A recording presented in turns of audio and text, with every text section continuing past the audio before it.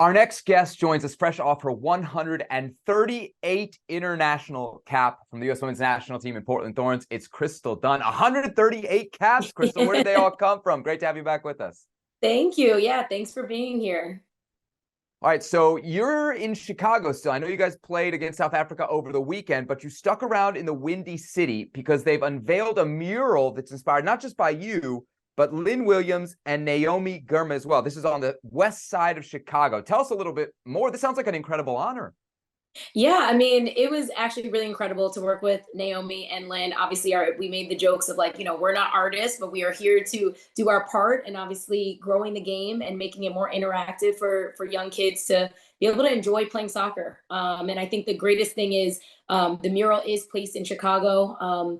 The image is of a person of color. And I think that that's incredible for representation and visibility. But what's even more incredible is now kids have this ability to go out and just kind of kick this ball around and get better without the feeling of, hey, I need this big grass field to play and I need, tons of friends to be able to get better on that day.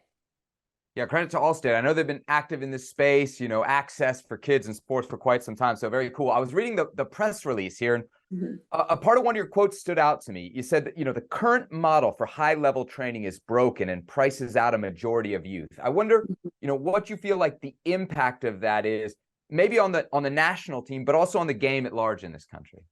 Yeah, I mean, it's no secret that, the U.S. soccer structure is the pay-to-play system. And I do think it prices out young minority kids who live in inner cities who don't have all the resources to get better or have the equipment to play soccer. And I think what's really incredible and what Allstate is doing with Black Star and the artist White is they're showing a new way of getting kids into the sport and falling in love with the sport. And I think the message has always been in the US that you need a big field, you need all this money to play the sport. And only in America, I feel like, is that really the case? I mean, you can really be an incredible player and not have all of this. And I think creating coaching murals is a way for people to be able to be interactive with the sport and be able to really get better, but also enjoy it along the way without having that feeling of, oh, I need this massive space in order to get better and enjoy this game.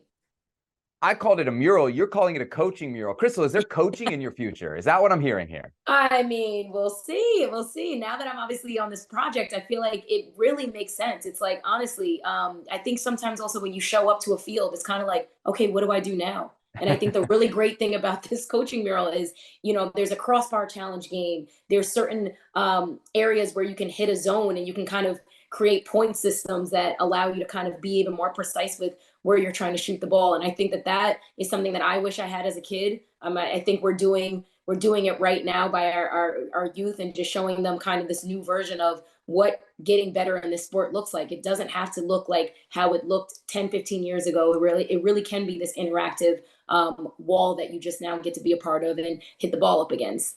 Obviously, we're just coming off the international window. What was it like being back with the team for the first time after the World Cup? Yeah, I mean, this was probably by far the wildest camp I've been a part of in my tenure with the national team. We're saying goodbye to some greats. We're welcoming some new faces. We don't have a head coach right now, and I think it was a blend of a lot. But I think at the same time, it was such an incredible time for us to get together and debrief the World Cup, but also just kind of propel ourselves into this next phase that we're stepping into. So I feel like this window was a lot about saying goodbyes, specifically Julie Ertz and Megan Rapinoe. Let's talk about each one, but I want to start with Julie Ertz, just chronologically. She's the one who kind of steps away first. For me, the thing that best describes what Julie Ertz is that for years, the national team tried to replace her after she had stepped away, and nobody could replace her. Why do you think Julie Ertz was such a tough player to replace? I think Julie just is an incredible player that you know exactly what you're going to get from her. She's been this kind of rock and foundation for the national team through her entire career here. And I think she's a ball winner. She's tenacious. She's always dominating her zones. And I think the reality is it's like we're all individually gifted. And I think replacing that is not what our message should be. I think Julie is one of a kind in her right. I think she is somebody who's really been so key for us in just regains and being able to like win the ball back and just in those, I mean, and goal scoring, obviously with her head, the back of her head specifically, something very incredibly hard. And I think, you know, she's going to be missed. I think she is at peace with her decision. And I think that's a really incredible thing and a place to be, because not every athlete gets to have the retirement of their dreams. They don't always get to walk away when they want to. And so I'm incredibly proud that she has been able to give this game what she's given it, but also be able to walk away on her own terms. There were a lot of emotions around Julie Ertz's farewell, but one thing I was really struck with Megan Rapinoe's farewell is how much emotion was coming, not just from fans, but from her teammates. Why do you think, you know, her walking away was so emotional, not just for her, but seemingly for you guys as her teammates as well? Yeah, yeah, I was pretty sad throughout camp. I mean, every time I kind of glanced over at P, I was like, this is my last meal with you. This is my last, you know, walk to get coffee with you. Like it, I think what Pino has done for this sport goes so beyond who she was as a player. It really just speaks to who she is off the field. And I think everything she's been able to do for the program off the field is just, if not more important than her game on the field. I think everyone's going to remember her as this incredible crosser, someone who just hits people on the dime, amazing set play taker. But I think everything she's really done for this federation, the fight for equal pay, the being our shield, and being able to take on so much throughout her career is not an easy task. I mean, when you're a member of the national team, you're very much trying your best to be the best player possible in this environment. And then on top of that, we know by wearing this crest, it means that you're playing beyond this game of soccer. You're playing to advance women's soccer, women's sports across the world. And I think she's been able to be the leader in so many things, and just for her to be able to show up and still bring her most professional version of herself every day is no easy task. So I think when people are going to remember her and remember her for whatever, it's going to be mostly because she has done so much and took on so much throughout her tenure here. Crystal, you did mention during the last window, you guys were kind of debriefing the World Cup and everything that happened there. Do you have a better sense of what happened at the World Cup? It's not even so much a better sense. I think everyone, you know, the main question is always, what happened? You know, that's the first question people ask regarding the World Cup and the results. I think, to me, success means multiple things are firing on all cylinders. You know, it's not one thing, it's not two things, it's all things really working together. And I think if you have one piece but you don't have two or three that are aligned, I think that's when you're gonna, you know, get into murky waters and maybe not have the results. And I think for us, like, we know it wasn't our best. We know it wasn't our best performances, and we could have, you know, created more goal scoring opportunities.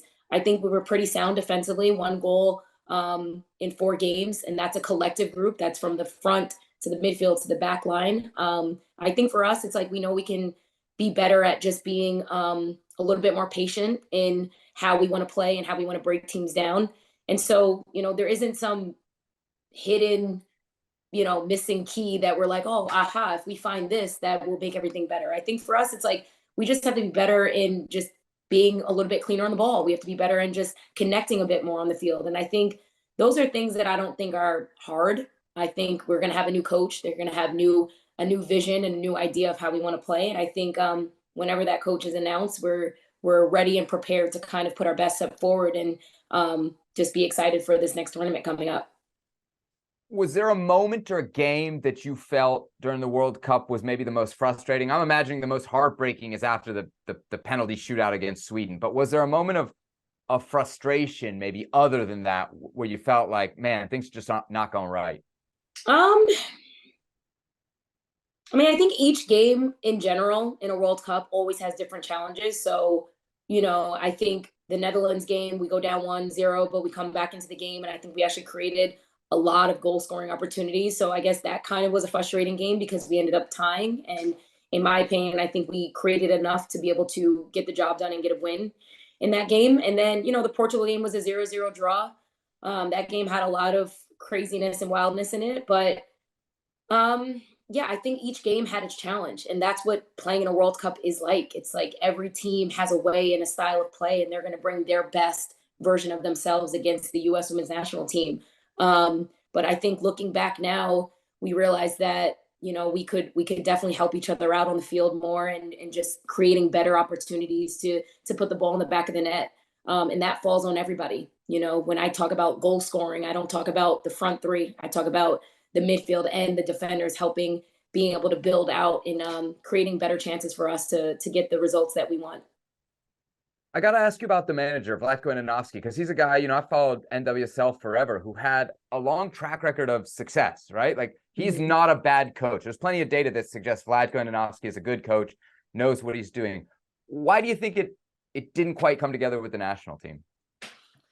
Um, you know, I spoke a little bit earlier about saying things just didn't fire on all cylinders. And, everyone's like, oh, well, was it the tactics? And I'm like, all right, well, here we go. Now, if I speak about tactics, you're going to automatically assume that I'm against the coach. And I think it's not even just tactics. It's about execution. It's about, being able to on that day show up and put your best performance out there. And when people don't realize that in a World Cup, it's not about how you performed before this World Cup. It's like when that World Cup starts, that is when you need to perform. And I think we just in each match we just had moments where we weren't on the same page, and whether it was tactics that we didn't execute or technical, tactical, whatever it is, the combination. I really do believe that in a World Cup, in order to be successful, like everything has to click at the same time. It can't be one thing, because having one thing doesn't mean that one thing is going to carry you through the rest of the tournament. And I think, the Sweden game, I think we actually played well. I think we created a lot of opportunities. And then that's just sports. It goes to PKs and you just don't go through. So looking back, I think we were all heartbroken. Exiting a tournament earlier than expected is never an easy feeling. And I'm still, it still hurts a bit, but I think knowing that the Olympics is around the corner, I think gives us this new focus, and this focus of we don't have all day to sit around and kind of dwell on the results of the World Cup. We have right now, and we have these next moments to prepare us best for the Olympics. Let's look forward. There are the Olympics coming up. You will have a new manager. If someone from U.S. Soccer came down to you and said, "Hey, Crystal, give us some traits. What would you like in the next manager of the U.S. Women's National Team?" What would you tell them? Oh gosh, traits. Well, I think whoever steps in this environment, one, needs to be certain that they know how to propel us the way we need to, but in a way that's going to develop the long term of this federation, but also definitely the immediate short term. I think it really is a matter of having the experience to be able to be like, okay, like I know exactly what I'm trying to accomplish. I know exactly the player pool that we have, and getting the best out of the players, versus kind of just coming in and being like, well, this is how I want the team to play.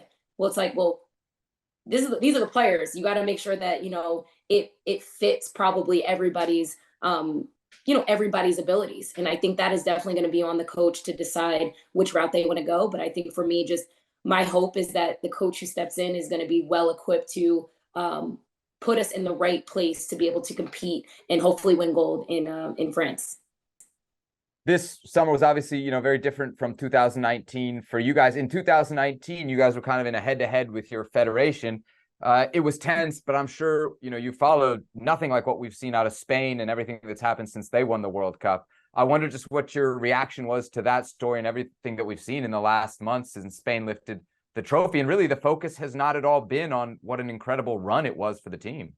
Yeah, I mean, it's so unfortunate that an incredible team such as Spain achieves this World Cup win. They're this team that in 2019 we knocked them out in the round of 16, and then they go on to win the whole thing. And it's just such a shame that their story is being clouded by all that is going on with the federation. I think the U.S. Women's National Team has supported the Spain Federation, and well, the Spain players, in their fight kind of against the federation of just wanting better. I think as a member of the U.S. Women's National Team, my hope is that, we are always going to be allies to these players and being able to stand up with them and be able to, be a helping hand. The reality is, even though we play for different federations, I think that is what's the incredible thing about being a member of this national team, is that we play for so much bigger than just us in this country. We are playing to advance this game globally. And I think Spain is definitely a team, a group of players that we are always close with and in their fight. And I think right now, unfortunately, their story is not spotlighted the way it should be. I mean, they're an incredible team, and the world is so happy for them to have won this World Cup. They are so deserving of it. And it's just so upsetting that they have to deal with this. Crystal, before we let you go, I got to ask you about the National Women's Soccer League. Season's coming to an end not too far from now. Portland Thorns, like, does the regular season, does the Shield matter to you guys? I know you're top of the table right now, but you guys are like a postseason team, right? We are both, first and foremost. I mean, I guess, like, let me speak for Crystal Dunn. I mean, I would like to win everything. That is just who I am. I've won Shields before. I've won championships before. And to me, I want to win both. There is a reason why, I mean, it's really hard to win both. I think sometimes you fall short of the Shield, and then you kind of get this new surge of fuel where you're like, all right, well, we lost the Shield, but like, let's win the championship. And to me, I'm like, I want to win everything. So yeah, we're sitting in first right now. We're hanging on for dear life because that's what the league is about this year. But we're excited, and I want to win everything. So yeah, I hope we keep this thing going, and walking away with 2 things to win at the end of this year would be great. I can't help but notice there's a very small list of unrestricted free agents this coming end of the season with the NWSL. Your name is on it. I mean, what better time to be a free agent? What's that experience like for you? Because that's something that's relatively new to American professional soccer, and certainly on the women's side. So what's it like? It must be like getting recruited to college all over again, right? It almost does. It really does. I mean, I feel like I am totally I'm excited, first of all, that a lot of players don't get to experience this. So for me, I'm like, yeah, I'm all in. I do feel like I'm like shopping around, kind of, in a sense where I'm just like, I want to feel like I'm wanted and valued. And I think players need to feel that. I think it's an incredible new transition that American soccer players are feeling right now, is like, let's get like the rest of the world, like sign our contracts. And then when our contracts are done, like, I want to feel like I can explore where my career should take me. And I think that is the future. I'm hopeful that it's not going to be as hard to be a free agent. I think that could be something in our future where we are just more geared towards the global game. There she is, Crystal Dunn. Always great time and always great insight when you're with us. Thanks for the time here on Futbol Americas, Crystal. Thank you so much.